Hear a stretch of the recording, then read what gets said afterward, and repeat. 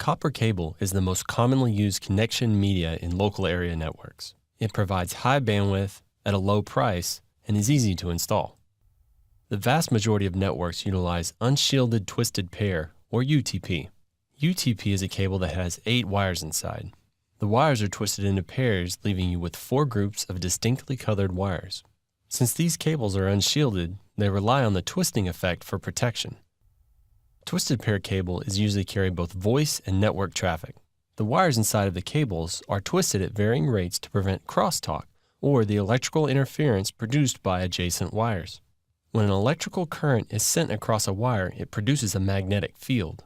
If another wire is caught in that magnetic field, interference will be generated.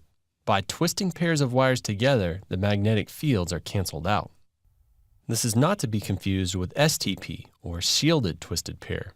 STP is nearly identical to UTP, save for the additional foil shielding added around the pairs. This helps to insulate the cable from external electromagnetic radiation and RF interference. STP requires the shielding to be grounded at both ends.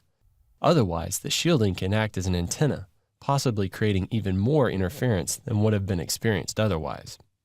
The additional shielding also makes the cable more expensive.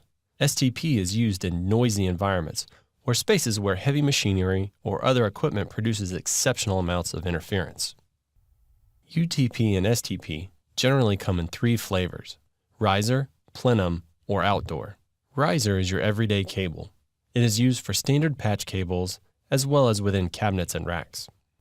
A plenum is the space that circulates air for heating and air conditioning systems. Cable rated to run in the plenum is specifically formulated to put out fewer toxins when burned. Outdoor cable is generally thicker jacketed and UV protected. It can be dry inside, gel-filled, shielded, and can contain a grounding wire. The wire inside of the cable can also vary in a couple of ways. A wire made up of many small wires that have been twisted together is called stranded wire. This makes the cables very flexible and more durable when bent frequently. Stranded is usually used in patch cables. If you have an Ethernet cable in your bag, chances are it's stranded wire. Solid core, on the other hand, is made from one solid copper wire. Solid is cheaper to make and better able to carry current, which makes it great for most fixed infrastructure. A more legacy cable in the network world is coax. Coaxial cable is often seen in home cable TV systems or home satellite connections. It is comprised of a center copper wire surrounded by a flexible insulation. Around the insulation is shielding foil surrounded by a steel mesh, and finally a jacket. Coax cable is rated on a system called RG. The term RG, or radio guide, comes from old military jargon. The number following the RG only loosely determines the size of the center conductor, and not much else. Each manufacturer will produce it differently, and often you get what you pay for. Most often, RG6 is used, though RG58 and 59 are seen on occasion. Coax was the benchmark connection method for legacy networks, but it is rarely used today.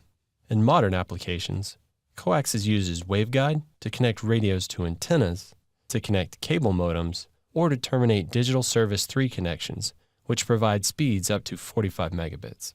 Each type of cable is used for unique purposes.